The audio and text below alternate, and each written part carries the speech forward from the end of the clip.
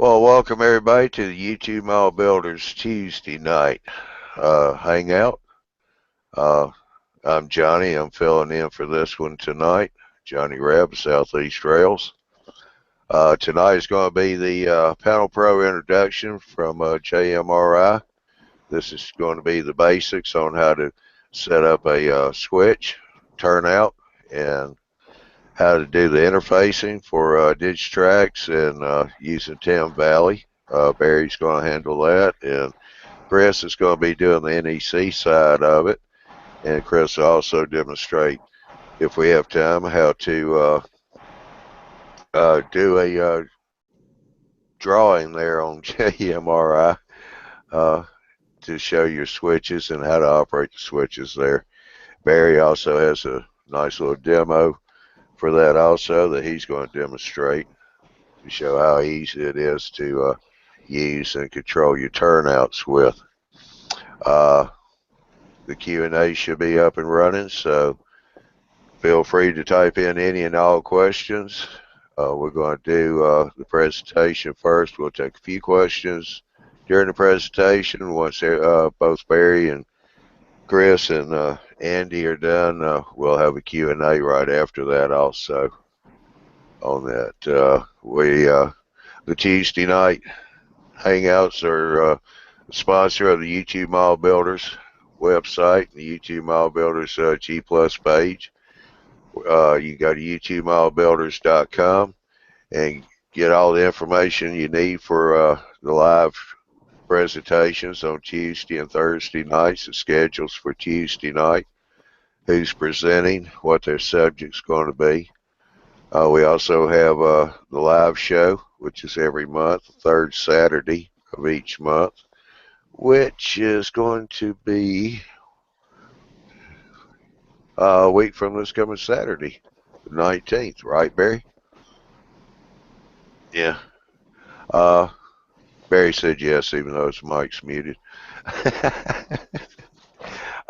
Also, you can go to the website and download the free e-magazine. JD and his crew does a fantastic job on that. The last issue came out, about 2 weeks ago for this year. They've already started working on next year.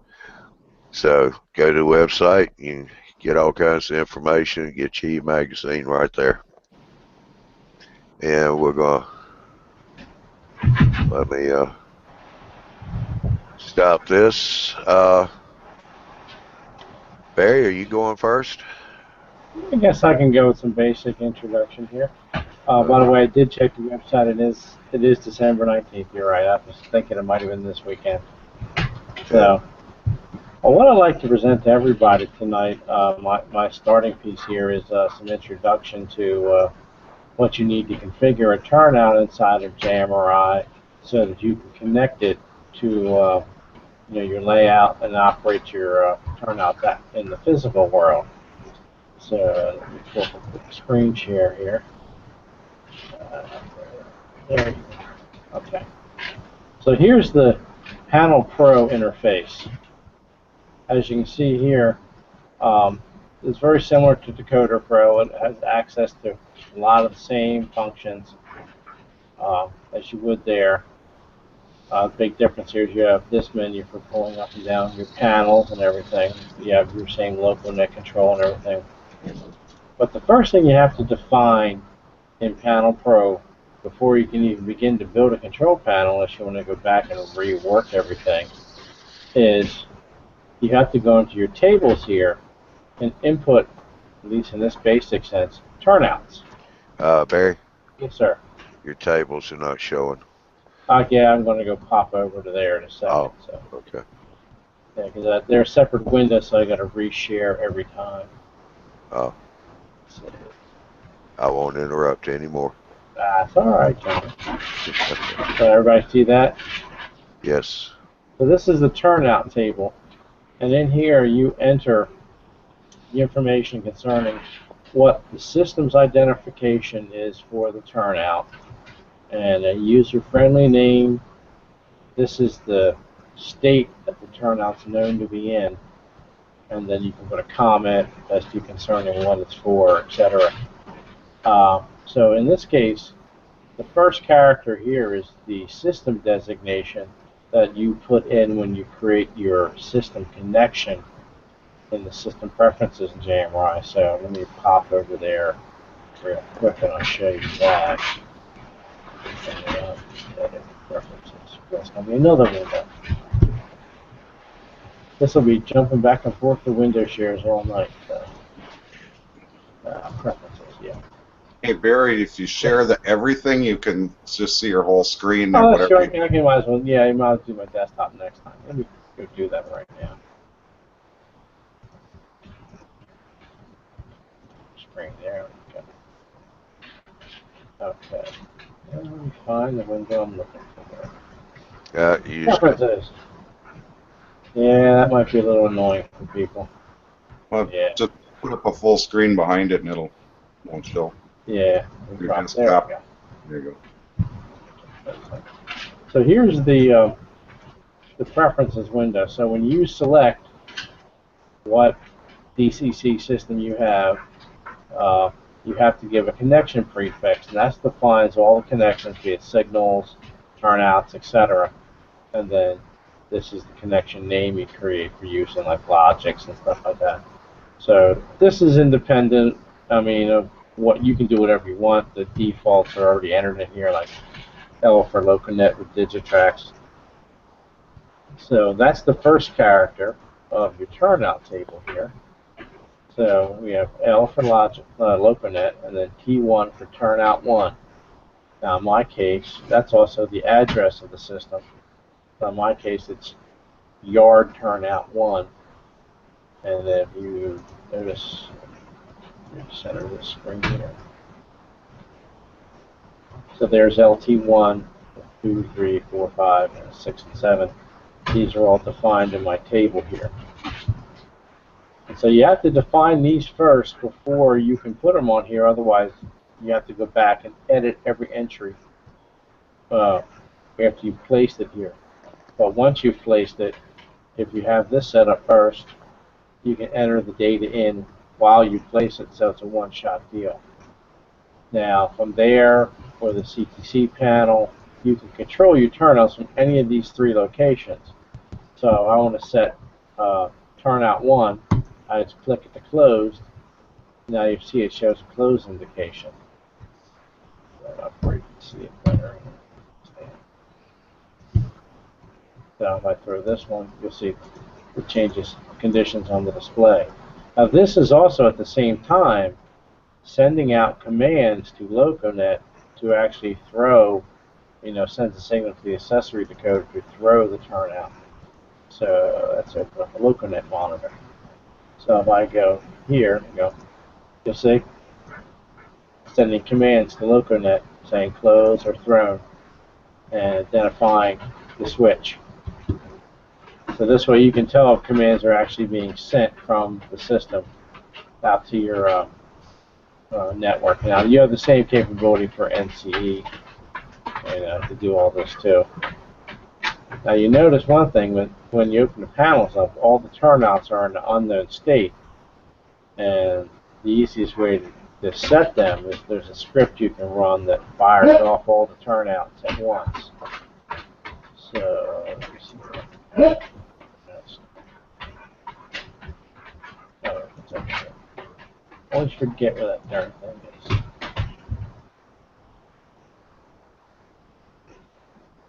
Runs from there, it is under panels. So you go out there and there's a sample script that comes with JMRI.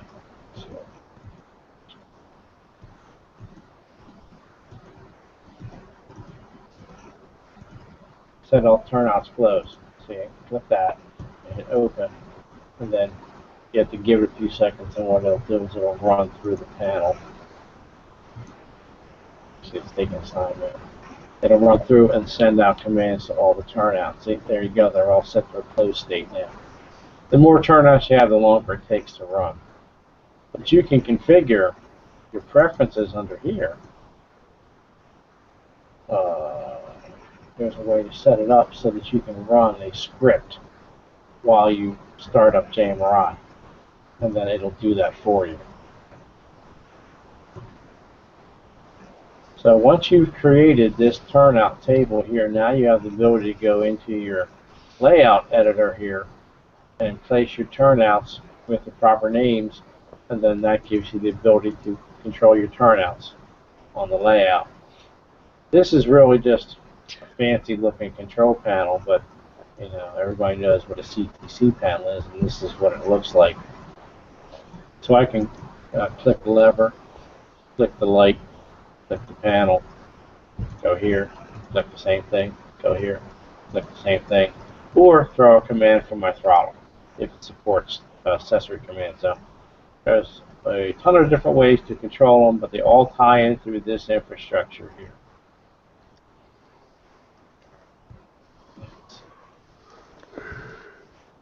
So Chris will give you a little bit of a demonstration on how to draw a simple single line diagram.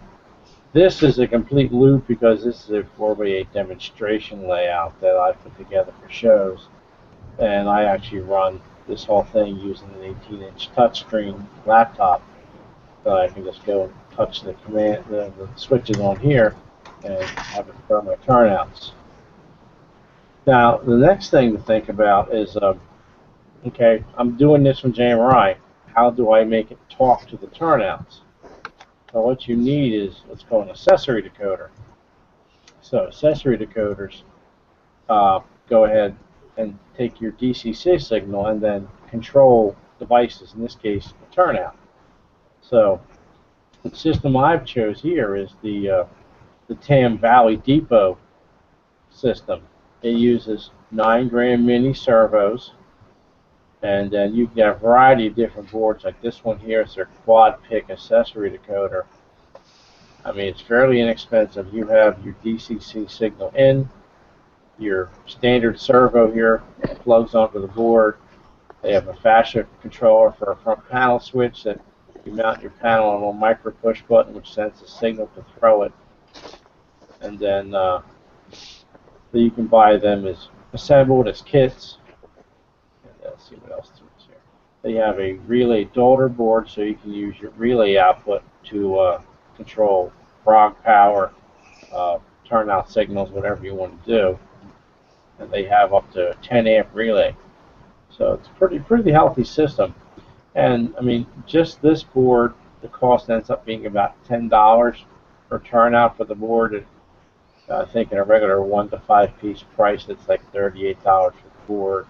These are like $2.50 a piece assembled, and you can buy these for $3 or $4 off of eBay. Then there's like a $4 wood bracket that mounts it under your layout, and you have a servo-controlled turnout. Now, to program this as to what address you want, there's one of these jumpers on the board you set to program mode, and you send, I believe it's a throw command, to the address you want the first port to be, or the first turnout. So if you wanted to do first turnout to be 1, you would set the jumper to the program, you know, hook it into the DCC system here, then go ahead and go to your throttle or go to JMRI and issue a throw command for turnout 1. And then what it does is it takes the next 3 turnout connections and goes 2, 3, 4 for their addresses. So they have a 8-port version of this as well, and they also have one that has a LocoNet feedback jack, so that it will feed the information back to JMRI as to what the turnout position. As you saw on my panel when I started up, I have no feedback because right now, I'm in LocoNet simulator mode. But with the quad LN, as they call it for this board, it'll have a LocoNet jack on it. You've hooked out into your LocoNet, and then what it does when it powers up, it sends a signal to JMRI saying these turnouts are set to these positions, and then JMRI will update the panel for you. And as you throw and close the turnouts, it keeps them in sync. Because I bought this version, whenever someone walks up to the panel and pushes the little micro button there, I am now out of sync from the panel to the physical turnout. So every now and then I have to query my operators to say, hey, what's the position of turnout so-and-so, and then that ends up going ahead and you know, giving me the info I need to update my panel position. That works out pretty good using this product. I think it's relatively inexpensive compared to using a Tortoise system with like a DS64 from Digitrax, which is nothing wrong with it. I think this is on a per turnout cost cheaper, because this is about, like I said, less than $10 a board, or a turnout for the board. So, you know, you're talking in quantity, you might get $15 for a Tortoise, you know, but then you got to spend money for an accessory decoder. So the switch hit from NCE, Chris, what's the price for the board? I think the street price or the MSRP is somewhere around $25, $26, and it does 2 turnouts. Right. So that's so now you're about talking 13. Right, 13. Say $13 a turnout plus say 15 for a Tortoise. So now you're talking up to almost $30. Here you're talking about 10 per turnout plus 250. So let's say $12.50, $4. You're up to $16.50, and a bracket is like $4. So you're like a little over $20. You're like 30% cheaper than a Tortoise and an equivalent accessory decoder. So I think this is a cheap. Yes, sir. Is there any way you can run a Tortoise off that board? No, this is strictly designed for servos. Okay. Yeah, because what it is servos are controlled. Their output signals are what's called pulse width modulated signals. So it actually holds the servo in position by saying this pulse signal. The Tortoise is strictly give it a DC voltage, give it 12 volts, and the motor moves. So this would probably end up burning up the motor. It's like putting a DC motor onto a DCC track and let it sit there. Yeah, servo requires positive pressure, basically, electrically positive pressure to keep it in position. And there's some other advantages to servos. For me, they are very, very thin, so they can keep your deck level thin if you have a multi-deck layout. And also, if you hand lay track, you can control the servos and how they throw and how much pressure they put on the track a whole lot more than you can with a Tortoise. Yes. Tortoise, because you have to slide that fulcrum up and down to adjust your throw and pressure. Yep. Here, you can use these push buttons to set the pressure and throw range on each individual turnout.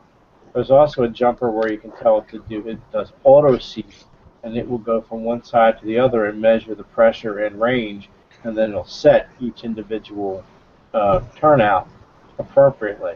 Yeah, you can really fine-tune a servo. That's how I would explain it, is that it's very tunable. Yes, exactly.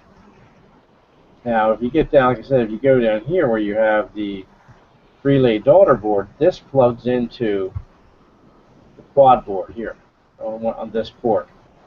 And then the relays plug into here. So each one has a double pull, double throw relay available. And this board is $2, so now you're up to $22. And then the relay $7. So if you want to do all that, I mean, you're still under the cost of a Tortoise. And those are for powering your frogs, right? Yeah, you can use that to power frogs. Like because it's a double pull, double throw, I use it to power our line side signals, because Strasbourg uses line side signals to indicate the turnout position, and all of our frogs are insel frogs.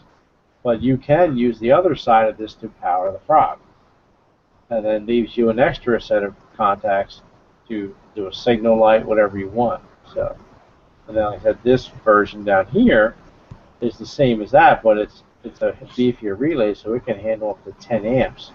And I don't know what you would use to switch turnout control like that, but I mean, you could use this to switch any relay device you want.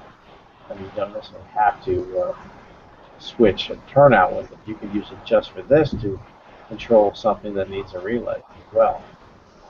And then if you want to, they have these little mounting plates to mount the switches here.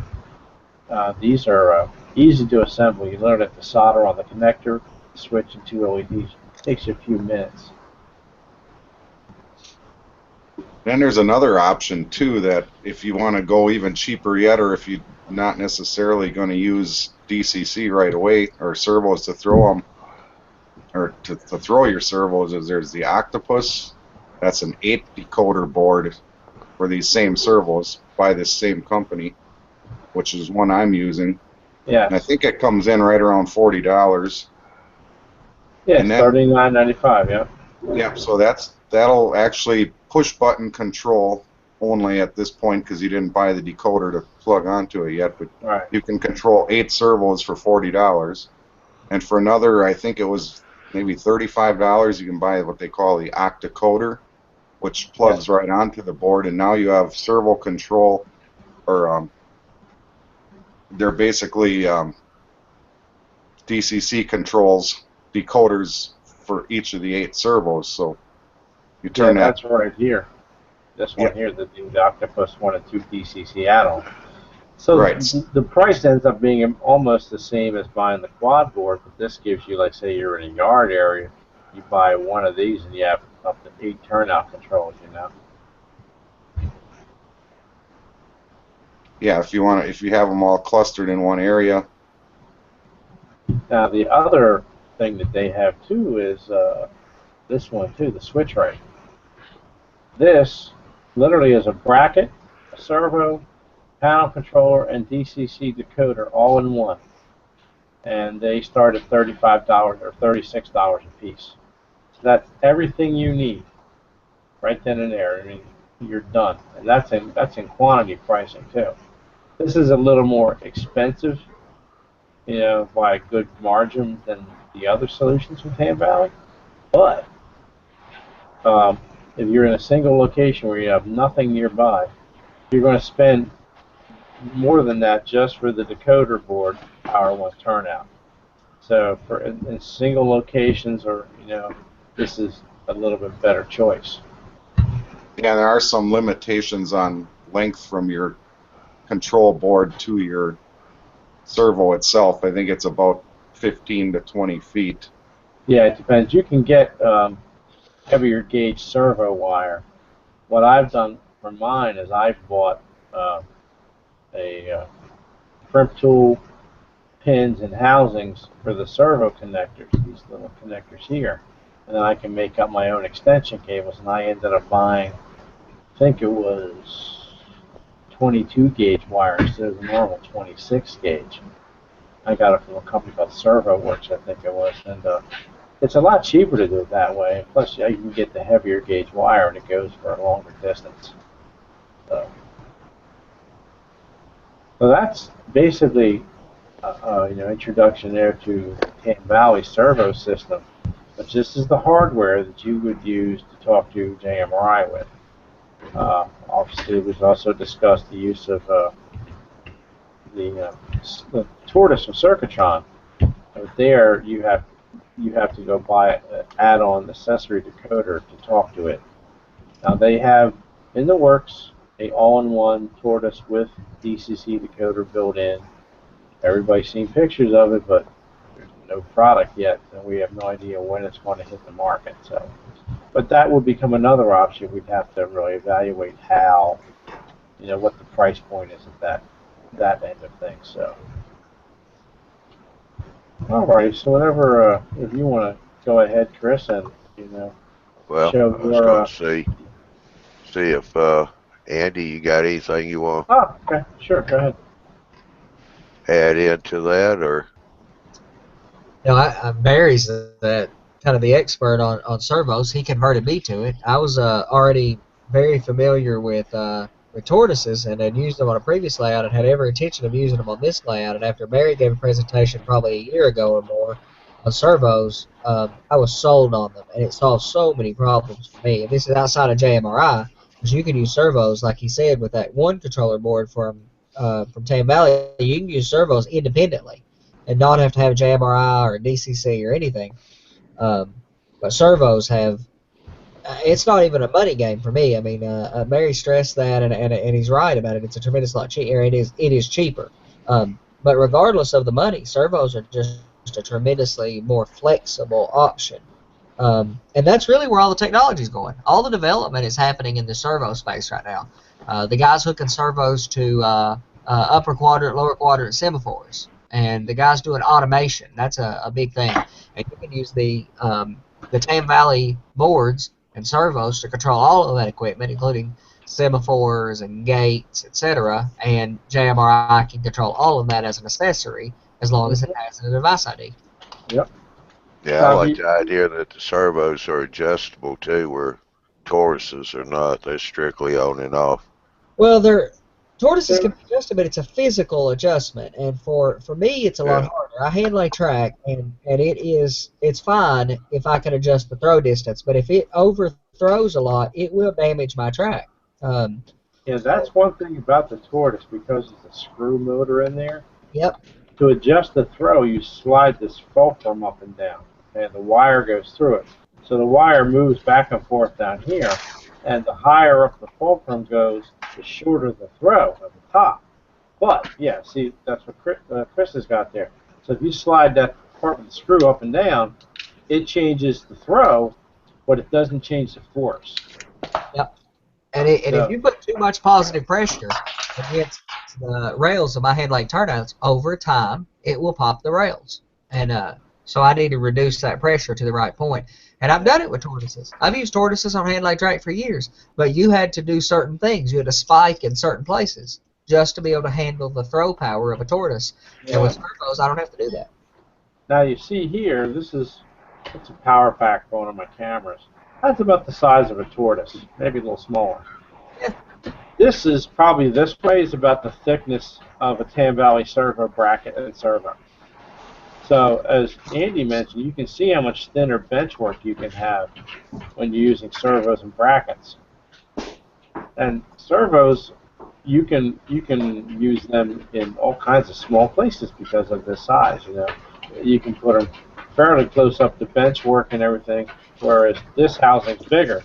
So the throw may be in the middle, but you got this much space that you got to clear, plus the mounting plans you don't see here. So here I actually have one of each next to each other if you want to see the difference. That's it.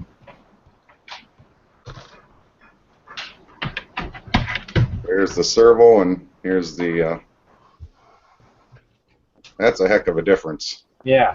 Especially if you add a header on it like that one. Yeah. And a lot of the DCC decoders that work with the tortoise plug onto that edge card connector, and so it takes up even more room, you know. Right. On a single deck layout with L girder bench work that we've all done for years, that's not such a critical difference. But with the way these modern building methods with styrofoam and very, very thin decks, my shelves are only 2 inches thick. That changes everything. I was going to have to use the remote mounts and turn the tortoises sideways and all of that other stuff to make them work. With servos, I don't have to jump through all those hoops. Yeah, see what Chris Yeah, you can see it. Yeah, there you go. Oops. Sorry, bad camera work, but here's as the thickness with fascia is only a 3-inch board is all I'm using, so when I put these little servos up there, they take up hardly any space at all. And I actually have some installed on the other side of the layout, but you know, this would actually stick below my fascia from the outside. Yeah. Here's one more advantage. If a tortoise burns out, you're out $20 to replace that. If a servo burns out, you're out $2 to replace it. And they do. You can buy them really cheap on eBay. I mean, if you go to like an RC store, you're going to pay $8, $9 a piece. You buy them off of eBay in quantity, you get them for $3 to $4. And they will burn out over a period of time. I've tried one of them. So. But was that Southern fried or country fried, Barry? In this case, it might be country fried. Well, I'm from South Jersey. We'd say it's Southern fried.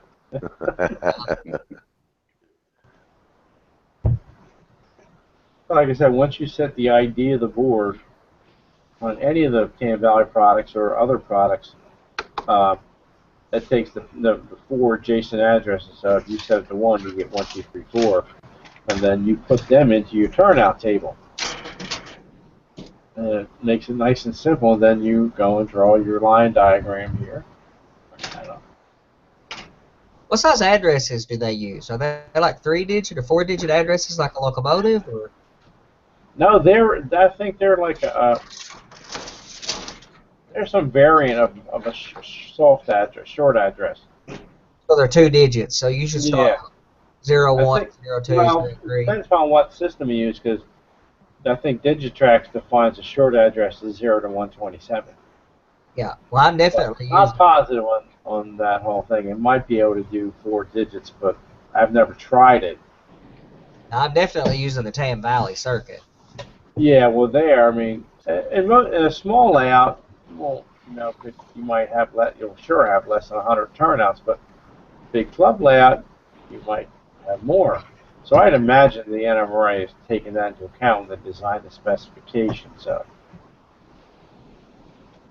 Well, an LCC is going to change this. When LCC becomes much more mainstream, another advantage of using servos is when LCC becomes mainstream, you can pull that Tam Valley board off and put an LCC compatible board on and control your servos the same way as you have had. Yeah.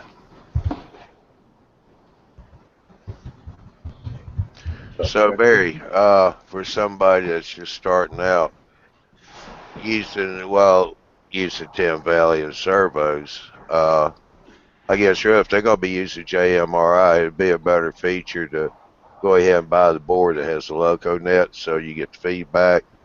Yeah, and definitely they don't have. I don't know if anybody that has anything equivalent like that for NCE that I'm aware of, but there may be. Yeah, there's a LocoNet. I don't know what you'd call it, but it's a LocoNet only piece of hardware. I think RR Circuits or one of those guys makes it. Loco buffer.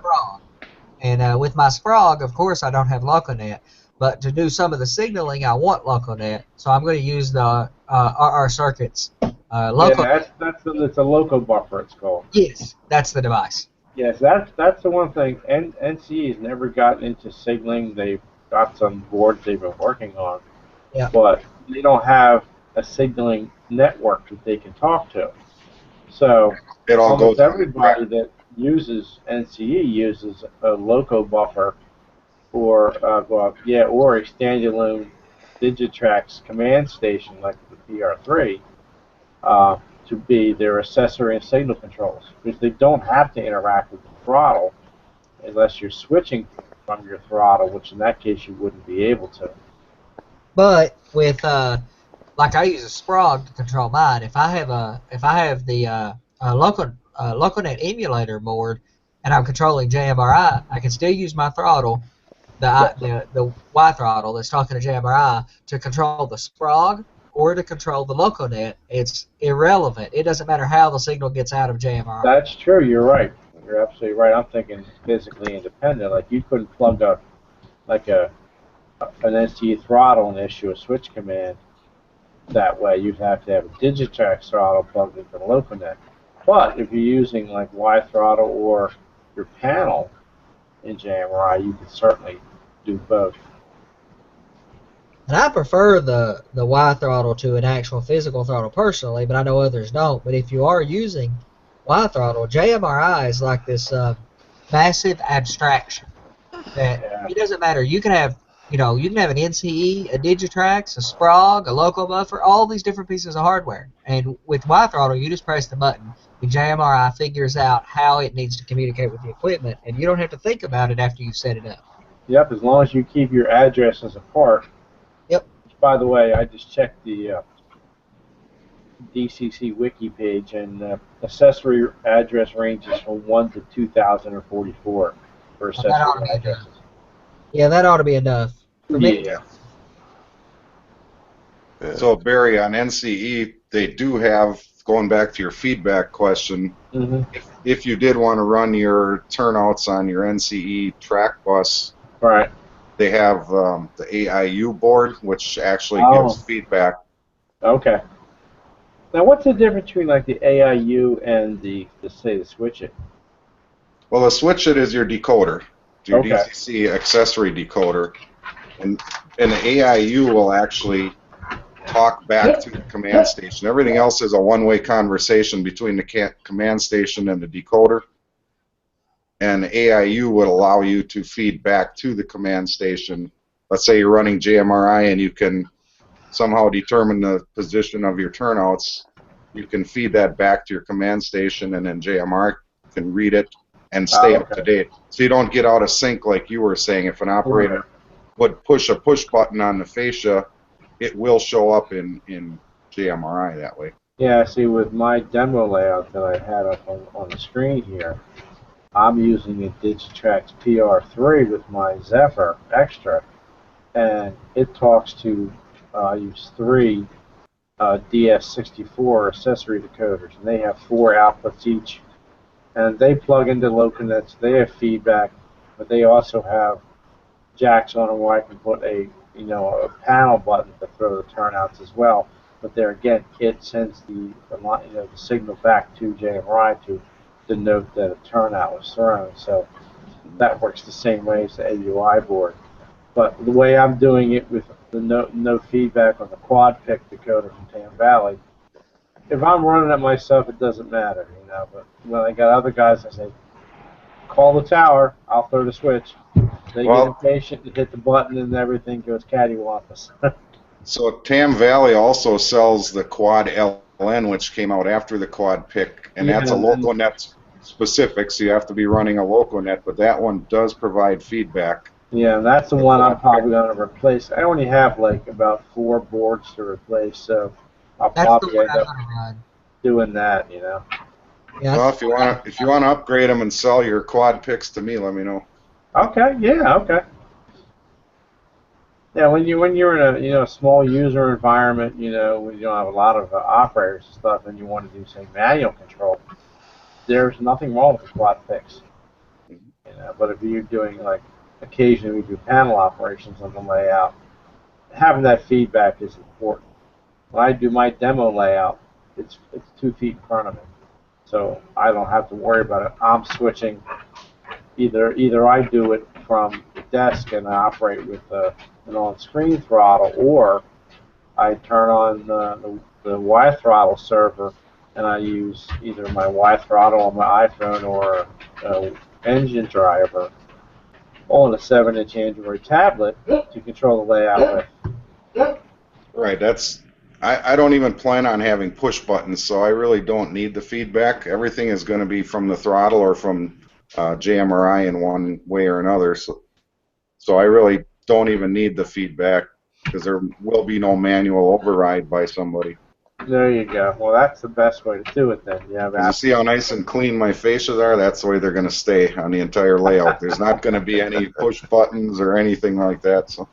Mine is going to be as well. Completely smooth fascia. Not even muxes for way bills or anything. However, there are some of the turnouts that were manually operated on this section of track on the prototype. A lot of them were CTC. Some of them were manually operated. Some of them were manually operated with a CTC override, which JMRI is capable of doing. So how I'm emulating that is I use let me grab it. I use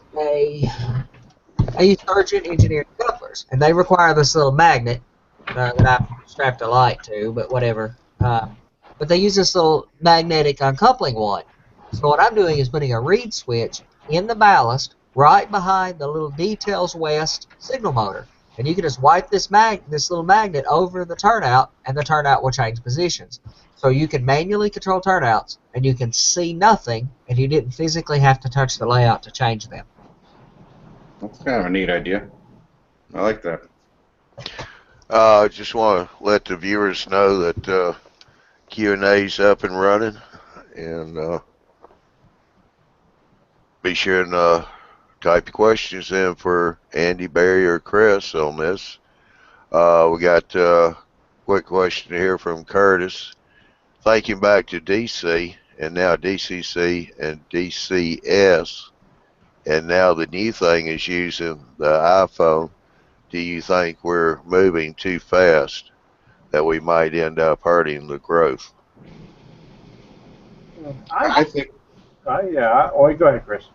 as I say, I think it has the opposite effect. I think with the younger generation that everybody's trying to attract into the hobby, you know, the digital high-tech world is the way to go because that's what they thrive on. Oh, absolutely. They That's live on right. their iPhones, and they, you know, that's the. It's we're kind of going through a little bit of a growing phase right now where things are changing rapidly, but it'll settle out, and you know that there's so many neat things you can do now that you couldn't do that actually are helping to attract people, you know, Yeah, rather than people drive them ask me away. questions about it all the time when I'm doing it at shows.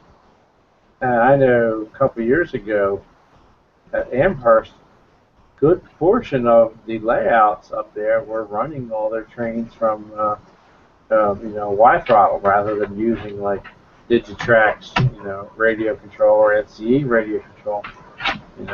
It works out pretty. I mean, everybody's got some kind of smartphone on them these days, and the kids love it. I mean, look, Bachman thought it was a smart enough idea that they decided to go the Bluetooth route with their Easy App program.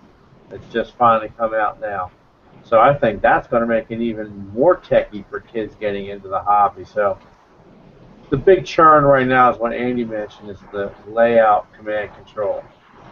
That basically you'll be able to take if I like a Digitrax throttle, I can plug it into this box and it talks to an NCE command station because I like the way they consist, and then it talks to somebody else's accessory decoder, and it all magically works. Well, and the beautiful thing about LCC is its simplicity. Yes. So, what we're having to do with JMRI is to make very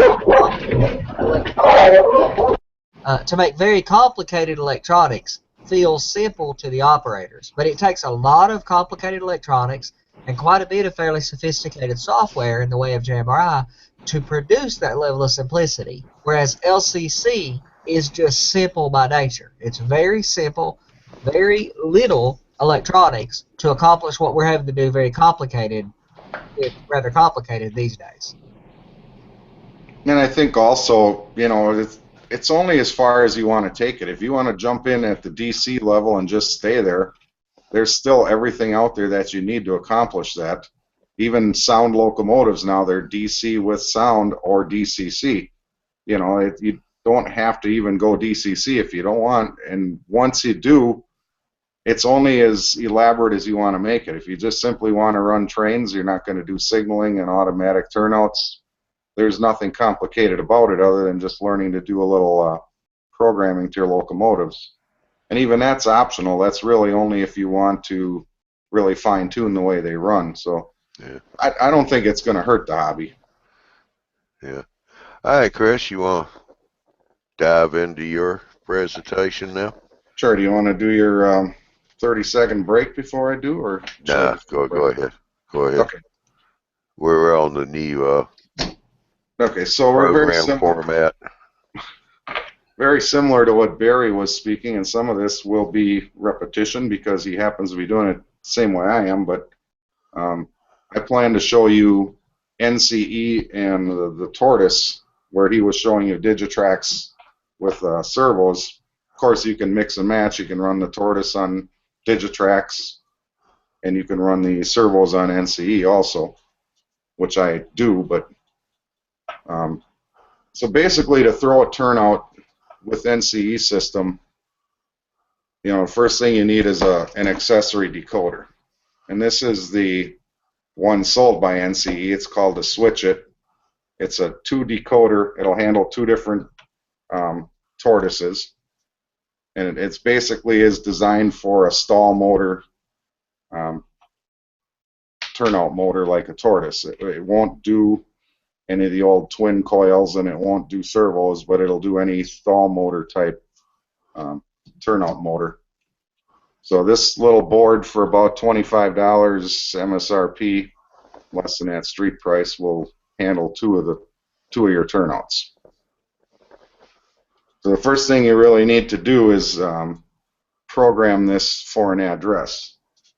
You have to give it an address, and similar to what Barry said for his, I use this jumper wire. You have to just plug it in, and then on your throttle, you select accessory decoder, type in the address you'd like to give it, hit enter, and it'll program this with that address. In this case, I have it pre-programmed for you tonight with address 51. That's what I'm going to use for my demonstration. So, that's the very first thing you have to do. As soon as you have this programmed for your address, you only need basically 4 wires. As you can see, I put those on here.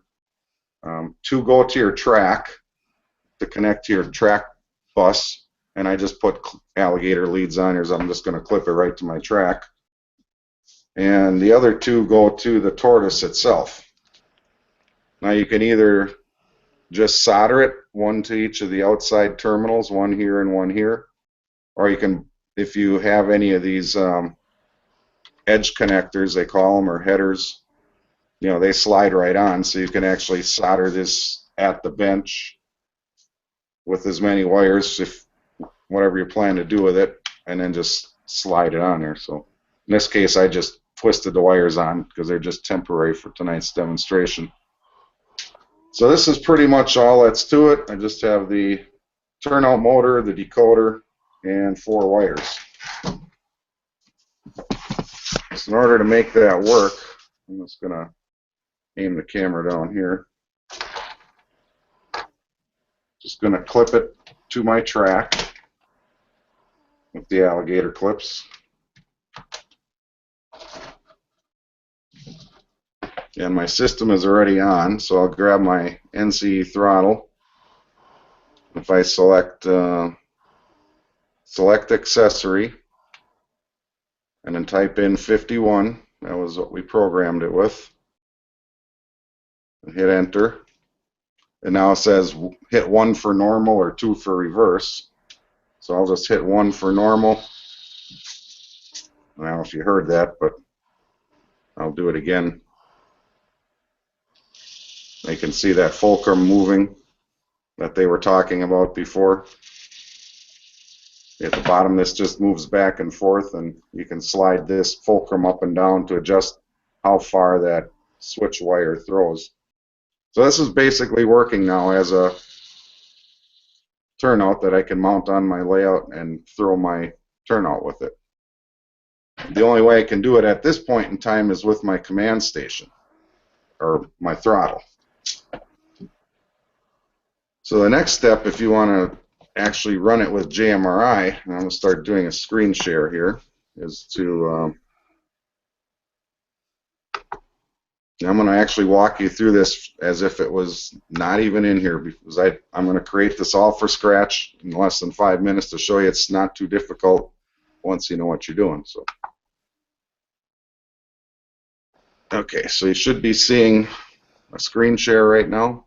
Yes. Okay. So I'm going to clear that out to my background just to get rid of that extra. Okay, so when you open up Panel Pro and you're properly, or redo screen share. No, okay, sorry.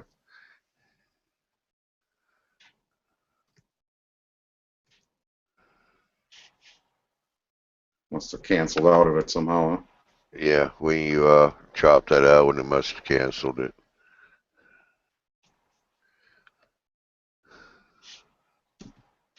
All right, see my desktop now? Yep. And the Panel Pro? Yeah, we got the Panel Pro.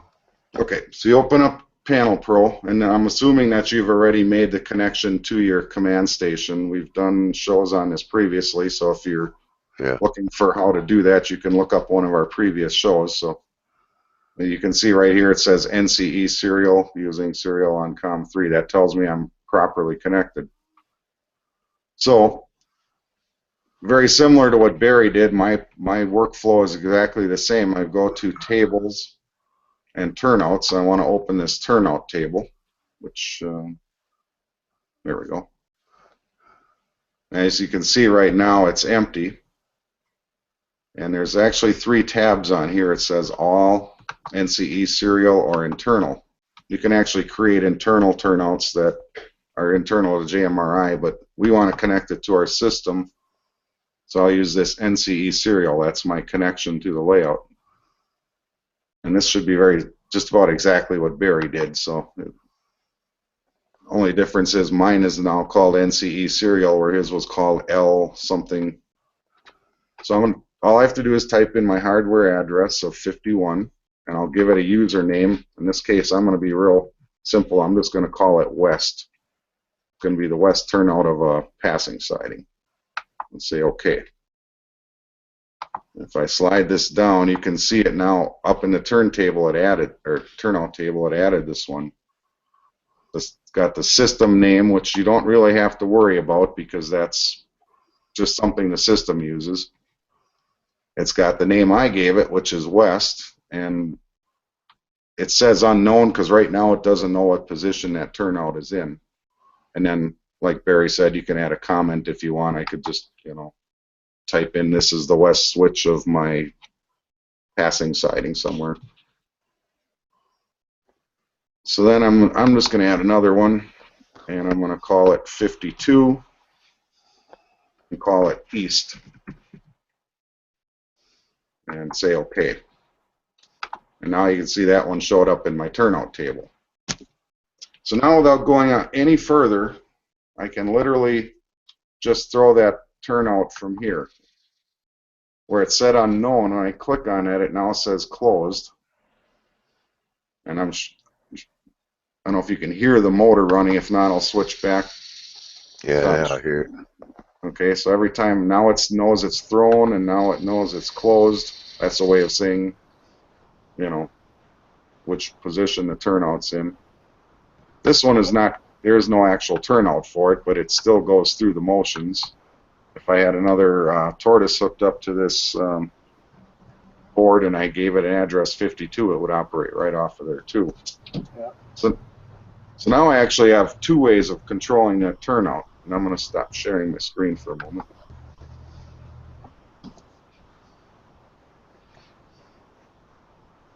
Okay, so now I have the handheld throttle way of doing it. I'll just hit my select accessory and it goes. And if I set my throttle down and open up that JMRI turnout table, I can just click on that and it goes. Okay, and I'm going to go back to screen sharing, and we'll take this to the next level. It's something to mention, Chris, when you were adding those turnouts on that one dialog box, there's a checkbox to the right if you want to add multiple turnouts, and you tell it how many do I want to add, and then say you put 50 in it, it'll create 50 sequential entries. Yes, all with different numbers. And you can also click on this Edit tab, and you get some more options, more advanced options that we're not going to cover tonight. But the feedback that Barry was talking about, this is when you want, if there's some provision for your turnout to tell JMRI what position it's actually in. There's a number of different ways to cover it, and you can, select the one you want here, or you can just leave nothing. There's also locks. Once you're using JMRI, I can now lock this out from cab control if I don't want my operators with a cab to be throwing it. If I only want my dispatcher at the panel. Or if you have push buttons on your fascia, you can lock those out. You can lock them both out, or you don't have to lock any of them out. So that gives you some flexibility during an operating session from keeping novices or guys that aren't fully up to speed with what they're doing from leaving switches in the wrong position or disrupting your session. Speed, that's used for automation. You don't have to worry about that unless you're really getting really advanced. If you are, you won't be needing my help on this. So that's just a couple options there, and I'll show you some more as soon as we create the panel in a minute. So now that my turnouts are in my turnout table, if I go back to Panel Pro itself, to the home screen, if I click on Tools, here's another way you can actually throw yours. There's a little one called Turnout Control. Pops open a little window up here, and you can, I've tried to move this, and I don't know why this window doesn't move, but you'd think it would, but I think the controls are too close together on the top of it. I think so. So I'll pop it open. But anyways, if I type in 51 and hit thrown or closed, you can probably hear that this thing is moving again. Yep. So there's another way to throw them. And last but not least, we'll create a layout panel. So there you go to Panels, New Panel, and Layout Panel. And you should get this screen open up. And there's two modes to this layout editor. Here, there's editing mode, and I always, if you look under options, you see the top line, it says edit mode, and it's checked. If you uncheck that, you're now in an actual presentation mode, if you will. This is what your dispatcher would see when you're using your finished panel. When you need to make changes, you go back into edit mode. And one easy way, the first thing I do when I start a panel is I scroll down a little bit here and I say show the grid. Now you see there's a grid layout. Then I want to snap to that grid when I'm adding track. I also want to snap to grid when moving existing pieces. So I click all three of those, and you'll see why in a second. So we now have a blank canvas to start drawing our layout on. And don't be too intimidated. This looks kind of intimidating, but as soon as you use it once or twice, you'll see it's really not too difficult. The real key concept that you have to remember is to hold down the shift key in order to insert any of these objects. So if you look where my cursor is, it says turnout. First thing we'll do is insert a turnout. And remember I called those east and west. And I think I called number 51 that we have programmed west. So I can actually type that name in now. And I want it to be, you have your choice of a left-hand or a right-hand turnout, or maybe a Y, double crossover, all kinds of other options. But most of the time you'll just use left-hand or right-hand. So we're going to call that a right-hand switch. And what I do is I hold down the shift key, I move my mouse about where I want to insert that switch, and I just do a left click. And you'll see that it inserted a turnout for me. Now you can see that's kind of small and hard to see. Well, I go to the zoom pull down menu and I'll hit ×2, and now you can see it much bigger and better. What it did was it snapped that layout right to an intersection on the grid that I was clicking on. If I didn't turn on the snap to grid, then it would just drop it anywhere and it would be hard to line them up nice and straight. You know, play around with that a little and you'll see real quick what I mean. So all I'm going to do is change this to say east. I'm going to create a left-hand turnout. This will be the other end of the passing siding. And once again, I'll hold down my shift key and click, left click, and it inserts a turnout, which is left-hand. But you notice it's not pointing the way I would want to do it to make a passing siding. So in the center of this circle, you can right-click and you get a whole bunch of options. It tells me it's a left-hand turnout. It's turnout number 2. That's just a system number it gave it because it's the second one I've inserted. But here it's turnout east. It shows you the name of it. Also allows me, now you see it says rotate. So if I click on that, tell it I want to rotate 180 degrees, and there we go. Now it's lined up where I want it to be. And one little quirk in here I noticed is these legs don't quite line up right, and I'll show you in a second. If you want to connect these, you use the track segment, put a little check mark here. Right here is the word track kind of buried in this whole second line. You can do a level crossing, a segment. You can make it dashed or you can make it mainline, which is a thicker line. I can just demonstrate that real quick for you. If I select dashed, the way you insert track is to click over one of your red endpoints and just drag over and let go. So you're holding down shift, you click on a red endpoint and drag it to another red endpoint. And it put in a dashed line piece of track. Well, I'm going to get rid of that and just put in a normal one. I just wanted to show you that since you're there. So anytime you insert a track segment, it needs to have 2 endpoints. Now in this case, because we're going from a turnout to turnout, those endpoints exist.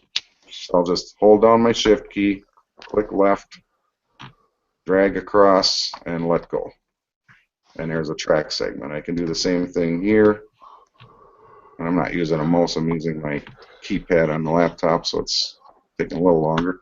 Now if I want to extend these tracks, you see there's no endpoint out here anywhere to connect to. Well, if I'm going to make a bunch of segments, I can use these anchor points. Once again, anytime you insert anything, you hold down the shift key first and then click with the left. And then when you get to the end of a line, you want to use an end bumper. So if this is going to be the very end of my track, I use an end bumper.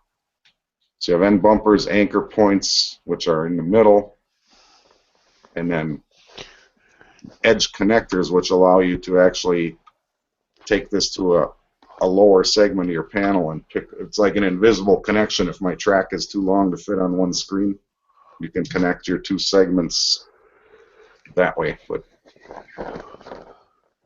so I'm just going to throw a couple track segments in here real quick, and then we'll show you the turnout.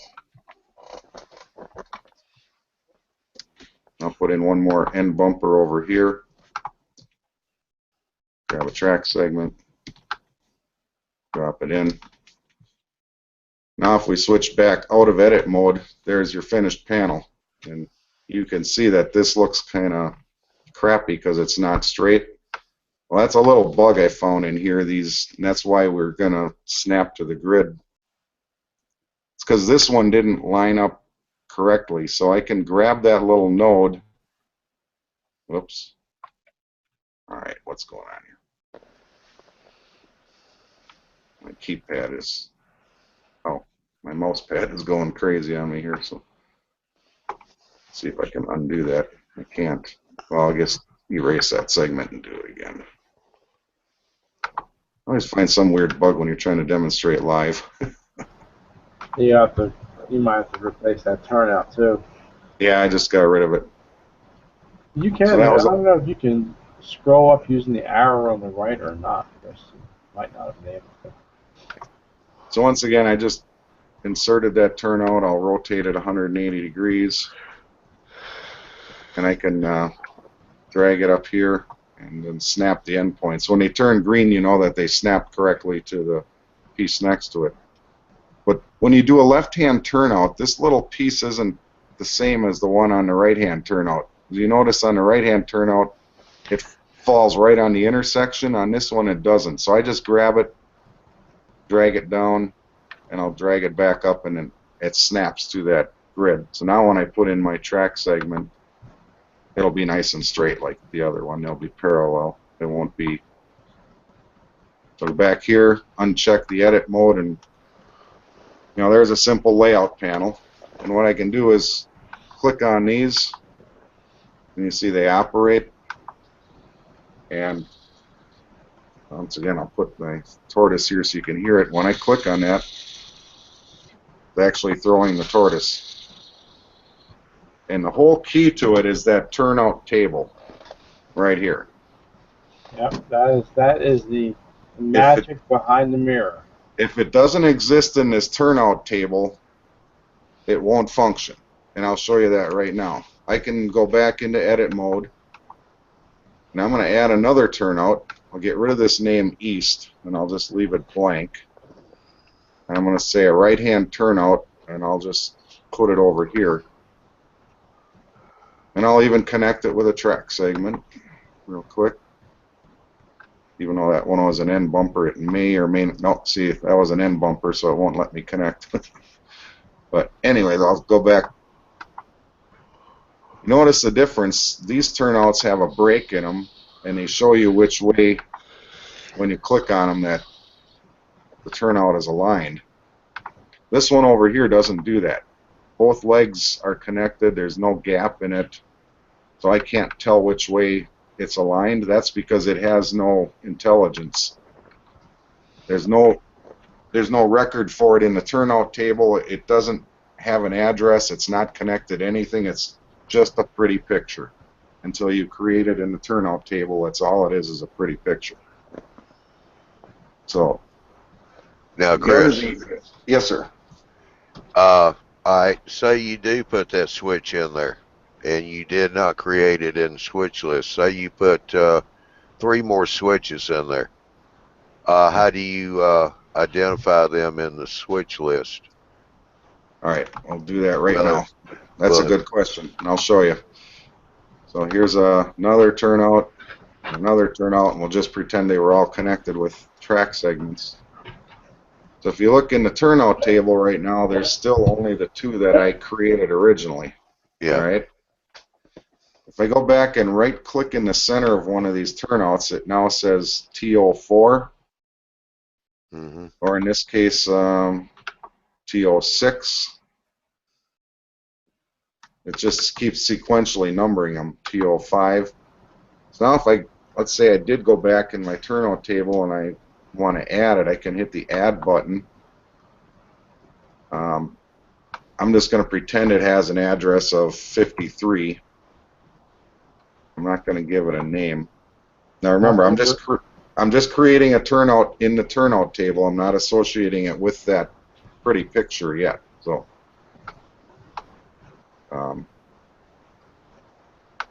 now I've created a new turnout in the turnout table, but none of these are that turnout until I make it that. So I can right-click on here and hit Edit, and now it's asking for a turnout name. If I refer back to my table, I didn't give it a username, but I can use either the system name or my username. Because I didn't give it a username, I'll have to use the system name. So N2T53, that's this box right here. Yeah. If I type that in there, N2T53, I say done. You see it now. Now it has the gaps. When you first see it, it has 2 gaps because it doesn't know what state it's in, and once you've clicked it once, it knows. So now this is an active working turnout, and if I actually had a decoder programmed to that address, it would be working on my layout. So these 2, I click on them, nothing happens. There's no break in it. So the whole magic is to have a pretty picture and then link it to a turnout in your turnout table. Well, why don't you add those other 2 in there, Chris, and show them how to do the range? Okay, so if I do add, if I click this little button here called Add a Range, the number to add, I'm just going to add 2 right now because we have 2 turnouts. And the first one is going to be 54. It should create 54 and 55. Or if I put in, hell, let's just make it 6. Yeah. Say OK. It now created 54, 55, 56, 57, 58, and 59.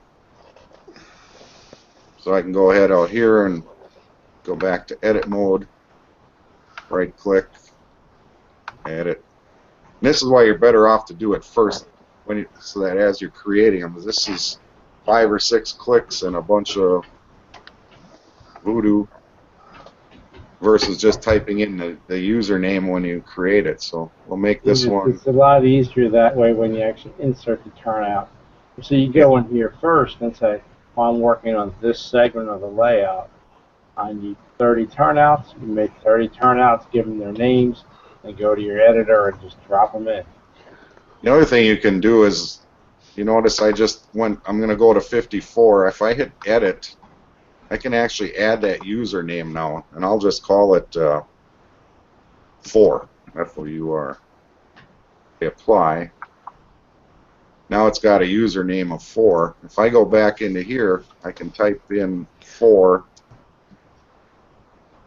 as well instead of trying to remember NT254 or whatever. You know. Well, see, when you use that turnout name there, you have to select also. Don't you have to select the also throw turnout? Yeah. So now I've just assigned this one. You see now it's calling. It knows it's number 4, and it's now an active turnout and not just a pretty picture. Now I can do the same for the rest of them. Well, go back into edit on that one you just set up, Chris. I want Okay. to see something. They go down to edit there. Now, where it says also throw turnout, don't you have to check Oh, that? okay. I'll show you what that is. Yeah, because I always thought you had to check that. So if you go back to, I'm just actually going to erase these. Well, I'll leave them on here for you for now. But let's say this passing siding, we're just going to look at this passing siding I created.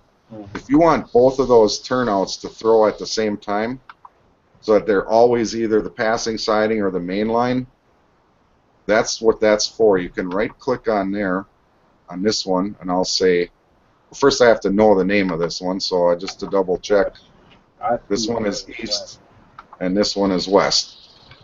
So when I hit edit, if I click also throw, and it gives me a name of all the turnouts in my turnout table, I'll select east, and now when I say done, if I click that one, in fact, just to make it easier to see, I'll go back to this mode. If I click this one, I see the other one went too.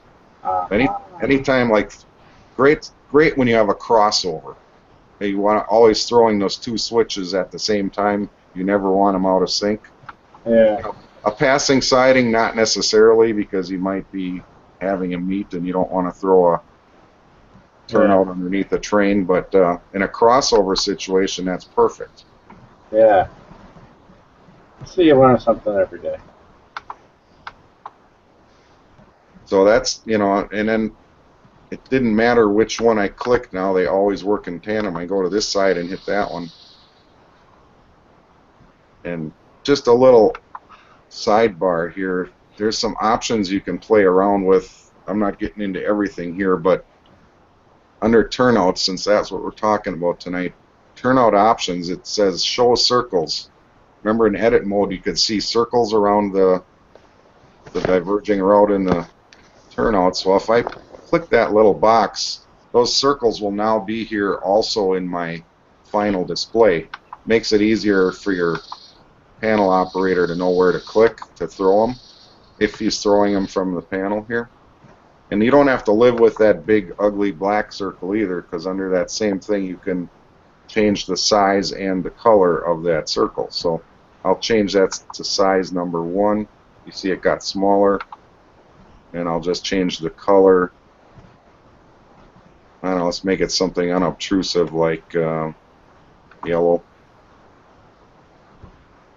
May not show up real good on this Hangout, so I'll change that to something that shows up better. Just Probably red. Yeah, we'll do red. So I can see there's a small red circle. That pretty much points your guy right where to click. And if you don't like it, you can just go back in here and turn it off. Uncheck the show turnout circles. Then they only show up when you're in edit mode. Yeah, if you have big turnout circles, you can leave them turned off. If you shrink them down, then it makes it harder for you to find Right. the control point, on the screen. But once you've done it enough times, you just kind of know right about where to pick. You just do an imaginary line from here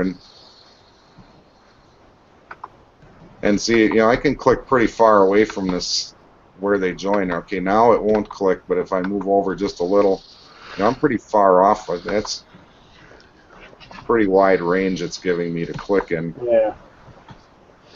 Now, Chris, if you're using throw switches on the panel, on your fascia, that still shows up here if you're running through a loco buffer, right? Well, that was that feedback thing Barry and I were talking about earlier tonight. If your turnout can feed, or your decoder can feed back to JMRI, yes.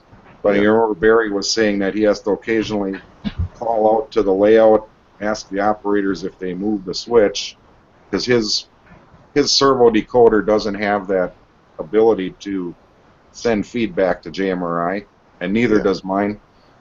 So somebody pushes a push button on the fascia and physically changes this on the layout, it isn't gonna change on JMRI. So if it's straight through right now, let's say I'm the dispatcher and I line that straight through on the main, somebody comes along and pushes a push button fascia to line it into the siding, the the dispatcher has no idea. Yeah. If you're not providing feedback. But with feedback, it would show that it's been thrown from Correct. another If position. there's feedback, then this thing would change like that without anything from the dispatcher, just from the operator out on the floor pushing the button. It would also change and update this panel. Yeah. And that's the same as on the turnout table. You have this thrown and closed and unknown. You know, unknown means you just turned on the system. It has no idea where it's at. Now, if you have a bunch that you think might have gotten out of sync, another method too would be to do like I did, and run that set turnouts closed script file, and then that'll send a close command to every turnout in the turnout table, and it'll set them to that known position. Then you're in sync again.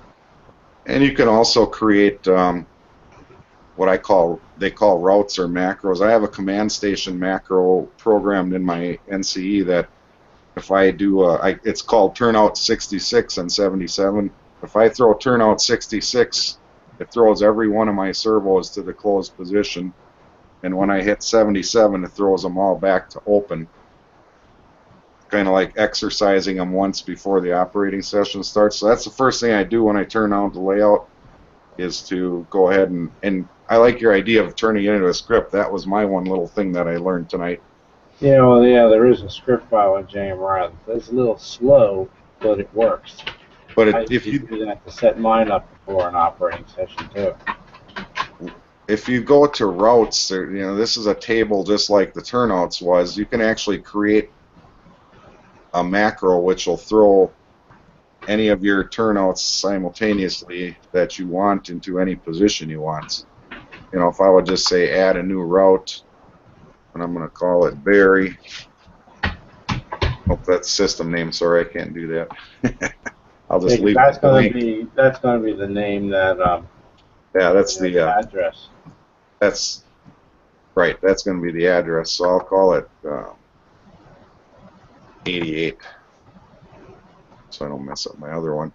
And what it does is it shows me a whole list of all my turnouts from my turnout table. And if I hit the little include button, that means it's going to include it in this route. So in this case, I'm going to select every one I have in the turnout table, even though they're not all applied to it. Actual turnout right now. And then you can set the state to be thrown or closed or toggle. Toggle just means it's going to change whichever state it's not in at the time you throw it. If it's closed, it'll open it. If it's open, it'll close. Doesn't care what position it is, it's just going to run it. It's like a toggle switch. But I'll just leave them all set to thrown. And that's pretty much all you have to do. You can get more advanced with a bunch of this other stuff down here, but I click the Add Route button. If I close this out now,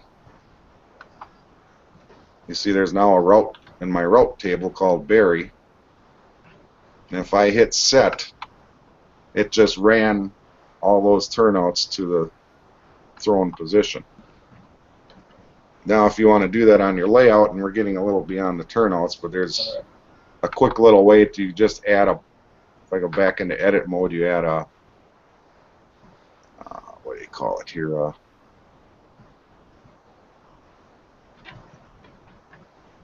a sensor icon. And there again, I'd have to add it to the table first, or I can create it as I do in here. I'll just call it 1.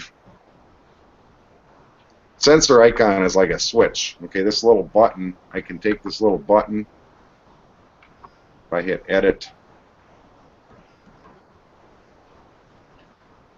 oh, hang on, let me go back to it. Basically, what I can do is take this button, hit this button, and it activates that route, which will take all my turnouts and throw them simultaneously. So this is my way of doing what Barry was saying he does with that script. So you learned something, and I learned something. Perfect. So every time I hit this button, it'll reset all my turnouts if I want. Or you can make that button throw both of these turnouts to siding and then back to main. Your imagination is the limit to what you can do with routes.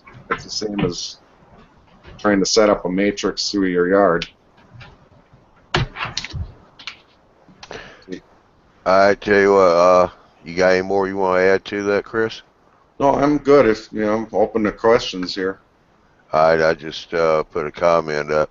This is from Dwight. Even if you never use things tonight, it's always a good education to understand the hobby and to talk intelligently with other MRRs. Hey, Well, dittos. never Appreciate hurts that. to learn. Yeah. Yeah, Well, we all like talking about this stuff, and that's why we're here. So I'm glad you joined us. yeah. Got one here from Curtis. Let's see. Oh, this one we've already talked about. This was about the growth of the Yep. technology.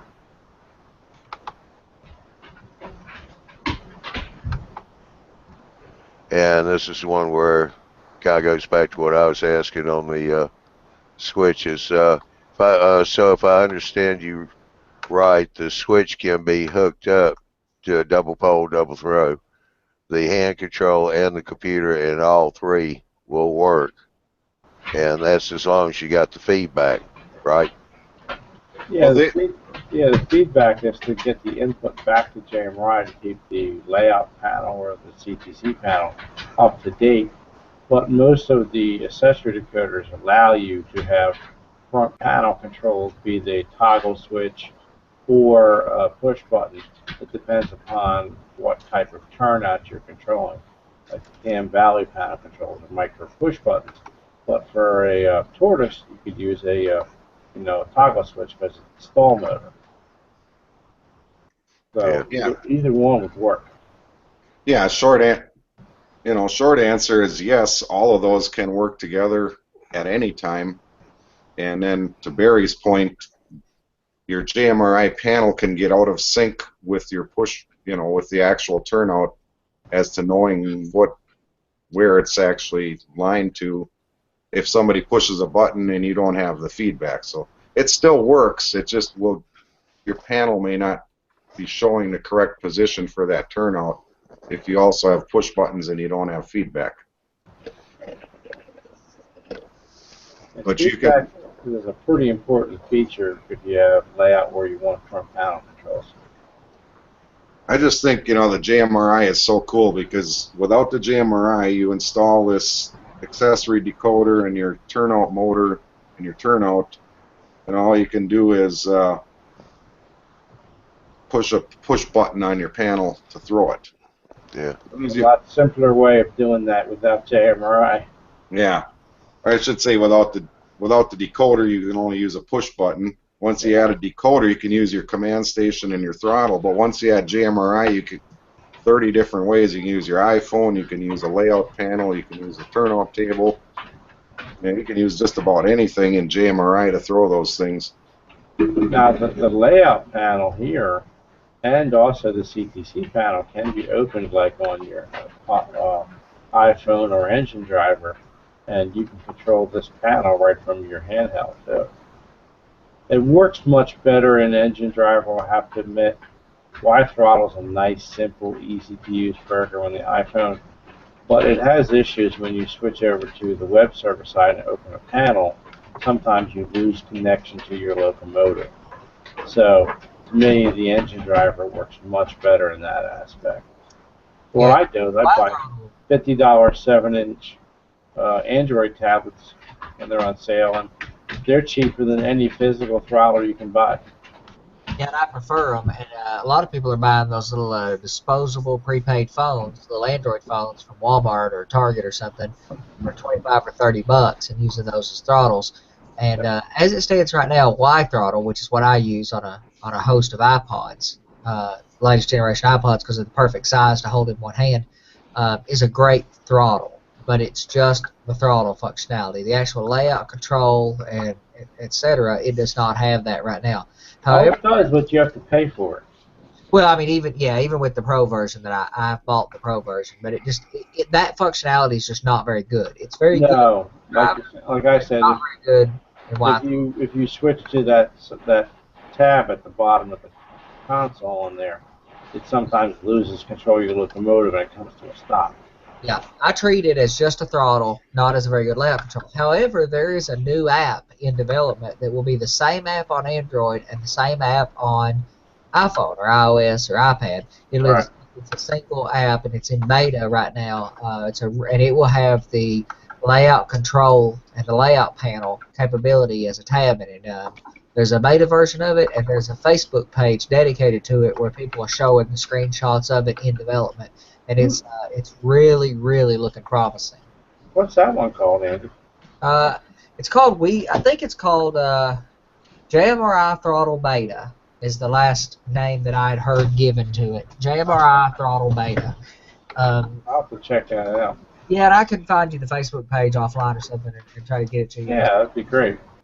I'm a member of their Facebook community, and I've been following along, and it's really looking promising. And while I use iOS devices because I prefer Apple devices, and like I said, they make great throttles, absolutely great throttles. And the Android app at the moment is superior if you want to do more than just run an engine. My engineers do not do that; they just run the locomotives, but. Okay, I'm going to show you something real quick. While you guys were talking, I just got this sensor button working. So if I hit this little yellow button, you notice all of my turnouts right now are in the straight through position. Remember I told it that when I hit that button, they should all go thrown. So that's what happens. I'll hit that button. They all went to thrown at the same time. So that's kind of the same thing Barry was showing with that macro. You can just create that right on your screen too. And I could create another one now that would send them all back the other way. Or if I edit this and say toggle, then every time I hit it, it'll keep doing the opposite way. Yeah, I have to put one of them on the panel. That's great, man. I do toggle, toggle. I'm just going to change a couple of them, not all of them. Update the route, close the panel. So now every time I hit it, they should toggle back to the other one.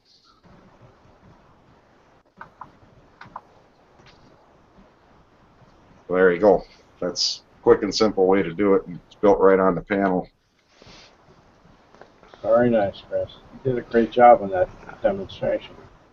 I got a question here from Ralph. I'm going to direct it to Andy. What is the difference between DCC and LCC? What are the advantages in using them? Well, LCC is think of it as an add-on to DCC. So this is the thing. When DCC was created, it was thought of originally as a way to control locomotion, to control locomotives and their movement along the track. However, because that's what a DC power pack did, and DCC was meant to do that more intelligently with digital control and control multiple locomotives, and it done that exceptionally well. However, once we got DCC, we decided we wanted all this other stuff. We wanted to control turnouts and turn lights on in buildings and control signals and semaphores and crossing gates. There was all these things we wanted to do with it. So what did? We took a locomotive decoder, took a little bit of the crap off from it, and stuck it underneath the turnout. So right now, an accessory decoder is like a locomotion controller with a few less things. It's extremely complicated electronics. However, LCC is actually very, and here's another problem with DCC decoders. It's a one-to-one relationship. Something controls it, and something gets controlled.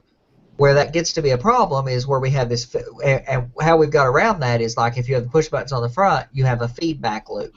However, LCC uses a system called pub/sub or publish/subscribe. It's the same system that Twitter uses. I know this is going to sound crazy, but it's how Twitter works.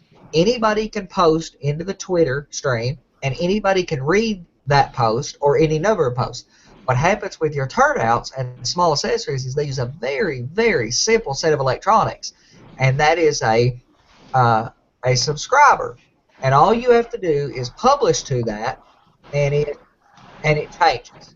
So you publish, the subscriber is looking for that to change, and it changes. So you can control it from the front of the layout, from the internet, from a web panel, from a throttle, anything.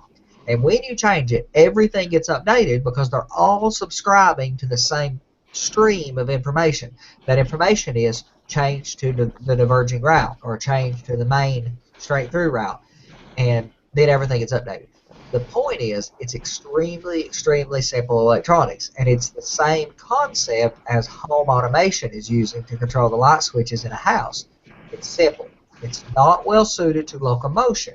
However, they're now starting to do things where LCC speaks to DCC in an intelligent way, and you can have an LCC overlay that takes away all the complexity of DCC and gives you these really simple things. So you can say with LCC, take this train and run it to here and wait for this train that runs to here, and they'll just all move and work. Because the system is simple and extendable. So to simplify, LCC is an add-on to DCC that is extremely simple electronics with a very simple communication protocol to say, I want something to be different than it is, and everything that cares about what you said subscribes to it like a turnout. So 10 turnouts can subscribe to it, and if you say, I want everything to be this way, then all the turnouts that need to change can change. And the circuitry is 3 or 4 components, whereas a DCC decoder requires a really complicated integrated circuit and addressing and all these other components to make it work. Alrighty. It's also just kind of a Digitrax LocoNet on steroids is pretty much what it is. It's, you know, kind of a catch-all where Digitrax is, the LocoNet is particular to things that are only speak LocoNet. The LCC will be like a LocoNet but have interpreters for every other system built in. That's true, is that it is designed as an ambiguous protocol. But the thing is that LocoNet is a fairly complicated protocol, and it's been a complicated protocol for other companies to reverse engineer. And DCC is a complicated protocol. Think of all the things it has to tell your locomotive to speed up and slow down with this number of speed steps at this percentage of speed change, and then the sound effects and lighting effects and all these things that are happening with the communication of DCC. And we have all that same capability under a turnout, and we don't need it. So LCC is just massively simple, and it works really good for things that we want to say, turn off, turn on, turn left, turn right. Got it. That's it. That's all you need. All right. Our good friend, the professor, All right. has put up here a way to do it without JMRI equals NEC mini panel. That's very true. Those are really popular. Another thing to add to that is that LCC is designed to give us all the cool stuff that we've been doing with JMRI without having to have a computer as well. LCC does not require a computer and lets us do things like routes and turnout controls and all this other stuff. However, I'm stuck on using JMRI. Once I got turned on to use JMRI, I can't imagine running a layout without it. And Right, and the mini panel, I think he was probably talking about what I was doing with routes and macros, and that's exactly what the mini panel is designed for. And so, yeah, if you're not using JMRI, that's a great option, but if you are, why spend the money? Because JMRI does that and a whole lot more. Absolutely. The mini panel is meant to replace a diode matrix. Correct. Yes. So Very if you're not running JMRI, it's a great thing to buy. If you're running NCE and you're not connected to JMRI, that's a great way to run macros and routes. But once you once you have JMRI up and running, there's not a lot of need to spend the money because you can do the programming right in JMRI to add the same functionality. And get all the benefits. Get routes and control panel capability. Yep. I know I'm going to mess this name up. I do it all the time. Muskoka Steve. Oh, that's right. There you go. If you have the AIU 01 feedback, where would you add the sensor to the panel? Well, in that place, you really don't add a sensor per se. The feedback is from each individual device connected to the AIU01. So like if you have a turnout, it's going to send whether it's thrown or closed to the AIU01, which will in turn feed back to JMRI what the state of that turnout is. It's not an actual physical sensor you have to add to the panel. As long as it knows what that turnout is, it will get the feedback from that device. But it's Yeah, all based on the DCC decoder address. yeah. The AIU is basically allows any accessory device with an output to be read by the command station. Otherwise, the NCE command station will not accept or be able to read the output from anything like a accessory decoder, signal decoder, any type of device on your track bus that has an output. The only way to get it back into your command station is through the AIU. Yes, that's unlike with Digitrax. The feedback design is built into LocoNet devices. If they want to, it's just pushed out over LocoNet so it goes directly to the command station. To get it to JMRI, just like with NCE, you have to use a computer interface, but you don't need something like the AIU01. I was just trying to think on his question a little bit. So I think he's talking if you wanted to put a push button on my panel on JMRI. I don't know. There really isn't a need for an AIU at that point once you're connected to JMRI. That's another piece of hardware you can pretty much eliminate. Yeah, unless you want that feedback. Unless you want that feedback, right? Yeah, that's the only purpose for the AIU01 is to feed, as Chris said, the design of the cab bus for NCE doesn't allow for feedback over the cab bus. So you put the AIU01 onto the cab bus, and it then is talking directly to the devices and getting their feedback. Now, from the AIU01, how do you connect that back to JMRI, Chris? Is it through cab bus or is it a... No, it would be just like anything else. JMRI is reading the command station, so the decoder would pass it through AIU to the command station where JMRI would pick it up. Okay. There's no detour from the AIU to JMRI directly. It's still through the command station like everything else. Okay. Also, I'd like to just mention to Steve, you don't need Troy to get into Hangouts. We'd like to see you get back into Hangouts a little more often if you can, Steve. So, yeah, you don't have to bring Troy with you. Here's another one from the professor. So, how do you associate the AIU1 input, a JMRI on-screen turnout? That's a good question. I haven't actually. I don't know. Isn't that by the decoder address from the accessory decoder itself? Yeah, read that one more time, because you just want to see me get tongue-tied. So, how do you associate the AIU1 input, the greater than sign, a JMRI on-screen turnout?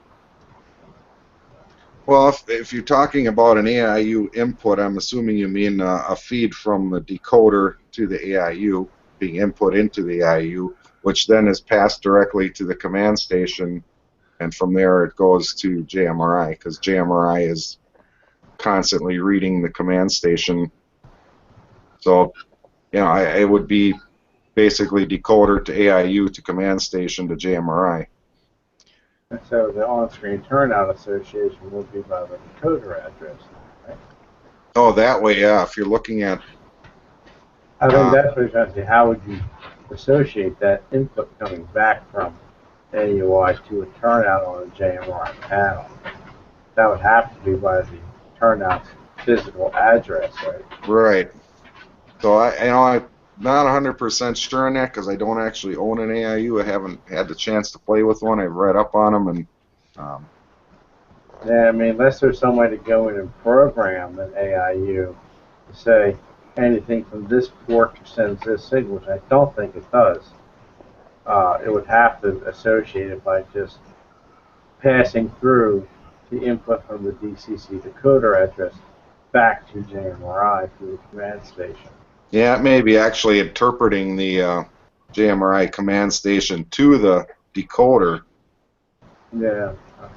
somehow, That might be something to. and then feeding it back onto the system as an output. Yeah. I don't know. That's a good question. I like that. Yeah, that's something we might have to think about looking up for a future discussion, because the AIU itself, if the NC cab or command station doesn't support feedback, how does the AIU send feedback through the command station to JMRI? You know, and about 2 years ago, I probably could have answered that question, but kind of like Al Bundy, the more knowledge I shove in this side, the more goes out that side. Yeah, it doesn't One time I control was which studied bits up on goes out. Yeah. All right, well, we've got one more from the professor here, and then I think we're going to wind it up. I have a physical turnout. I have a feedback switch connected to the throw bar. The switch is feeding an AIU to tell the system actually what the state of the turnout is, not what JMRI thinks it should be based on. Last issued command. Okay, I understand fully now. Yes, So- you can set up JMRI to do that, to read a physical device to indicate the turnout position.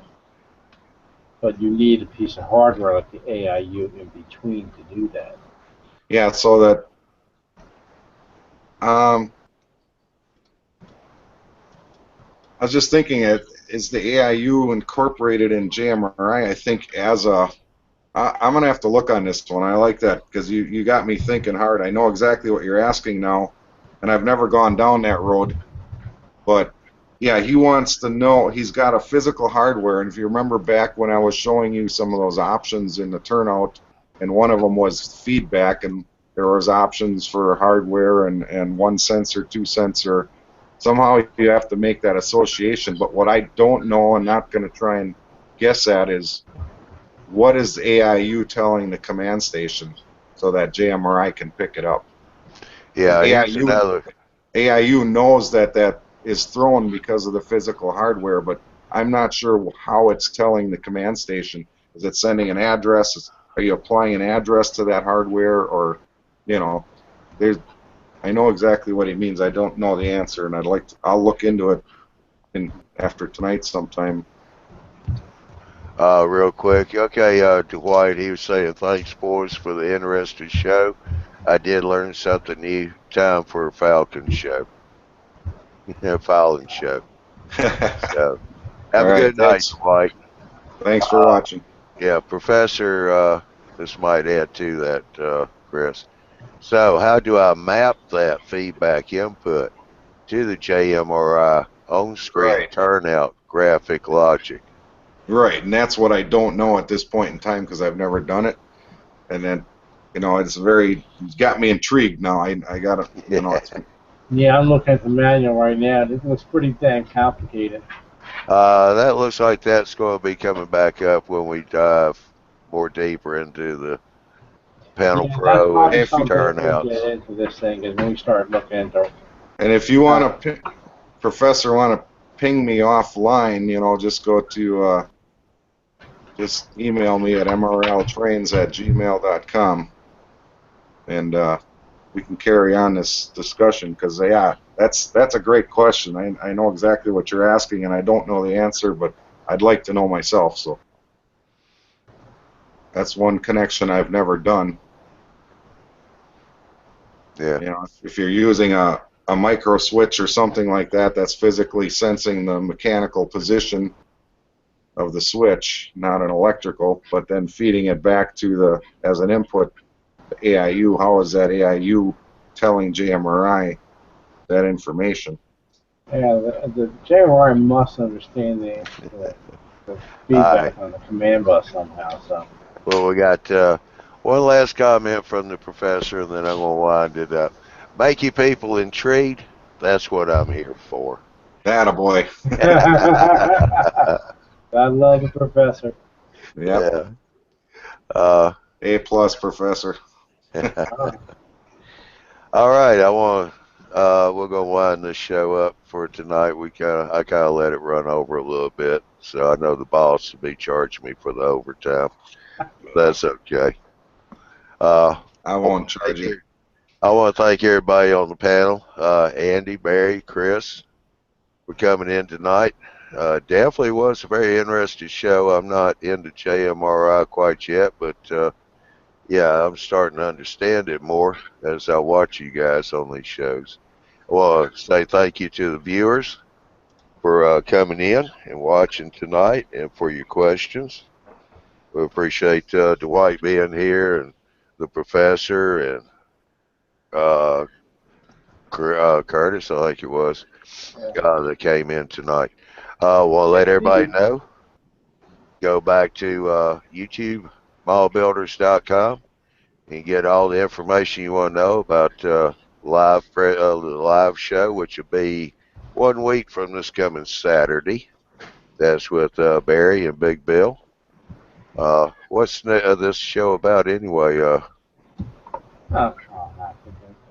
Barry? Can't put you on the spot. Christmas show, I guess. It's only a Google away, my friend. But anyway, you can also check the schedule for the Tuesday night shows. Who's going to be presenting what week and what their topic will be and who their presenters will be. You can also, on the same website, youtubemallbuilders.com, sign up for the eMag. That's JD and his crew. They do a fantastic job putting out the eMag. A lot of interesting topics there. Bill, the track planner, has had a series in the magazine on track planning, and he's done a great job on that. Of course, I'll mention the Tuesday night presenters. Those are Dude, Gino, Barry, with Barry and Mike with their tech show. And also I do Thursday night general hangout. With that said, I want to thank everybody on the panel again. Thank the viewers. And that is going to conclude this show for Tuesday. Thank you, Johnny. Yeah, everybody have a good night. All right. You guys, good night.